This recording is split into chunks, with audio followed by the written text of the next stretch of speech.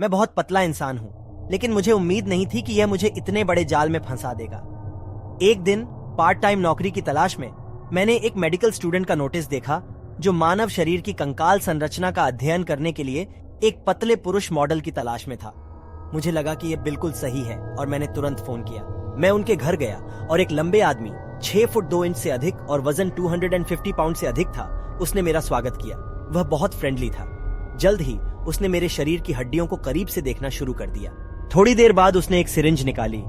मुझे बहुत आश्चर्य हुआ और मैंने उससे पूछा कि वह क्या कर रहा है, और उसने धीरे से कहा, मैं तुम्हें बिना दर्द के मार डालूंगा, इसलिए कृपया शांत रहो।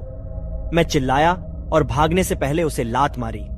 मैं बदहवास होकर भागा और एक कमरे में घुस गया और अपने पीछे का दरवाजा बंद कर लिया। उस कमरे में कंकालों के आकार की असंख्य पुतलियां थीं। सबसे पहले मैंने सोचा कि वे सिर्फ मॉडल थे, लेकिन जब मैंने उन्हें ध्यान से देखा तो मुझे यकीन हो गया। वे मॉडल नहीं थे, बल्कि वास्तविक मानव मॉडल थे। अनजाने में मेरी चीख निकल गई। तभी कमरे के बाहर से मुझे हंसी और एक आवाज सुनाई दी। ये प्रभावशाली है ना? तुम भी उन कंकाल मॉडलों में से एक बन जाओगे। वह पागलों की तरह जोर जोर से दरवाजा हिलाने लगा। मैंने सिरिंज की चुभन से बचने की कोशिश करते हुए जल्दी से कमरे में कपड़े पहन लिए। मैंने अपना फोन लिविंग रूम में छोड़ दिया, इसलिए मैं पुलिस को कॉल नहीं कर सका। आखिरकार मुझे वह कमरा छोड़कर घर से भागना पड़ा। मैंने दरवाजा खोला और उसने मुझे सिरिंज से इंजेक्शन लगाने की कोशिश की, लेकिन मैंने उसे चकमा दे दिया और जितना हो सके उसको मुक्का मारा। हालांकि वह आकार में दोगुने से अधिक का आदमी नहीं था और मैंने अपने पूरी ताकत से उसके चेहरे पर जोरदार मुक्का मारा। वह चिल्लाया और दर्द महसूस किया।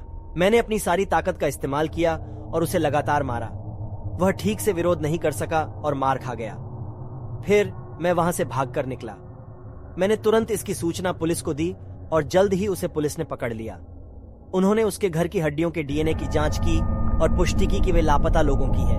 उसे जेल भेज दिया गया। जेल में प्रवेश करते समय उसने विनती की कि वह कंकाल न ले जाए। इसने मेरी रीढ़ में ठंडक पहुंचा दी, लेकिन बाद में जब मैंने उस घटना पर नजर डाली तो मुझे एक बात का एहसास हुआ। उसका आकार मुझसे दोगुना था, इसलिए वह आसानी से मुझे अपने वश में कर सकता था या अपनी ताकत से मुझे हरा सकता था। हालांकि उसका मुझे मारने का कभी कोई इरादा नहीं था और उसने मुझ पर शारीरिक रूप से हावी होने की कोशिश नहीं की। वह केवल मुझे सिरिंज से इंजेक्शन लगाना चाहता था और उसने कुछ और करने का प्रयास नहीं किया। मैंने इस पर विचार किया कि ऐसा क्यों था और मेरे मन में एक विचार आया। अगर वह मुझे मारता तो मेरी हड्डियां खराब हो सकती थीं, इसलिए उसने जानबूझकर मुझे नहीं मारा। वह मेरी हड्डियां सही सलामत ले जाना चाहता था।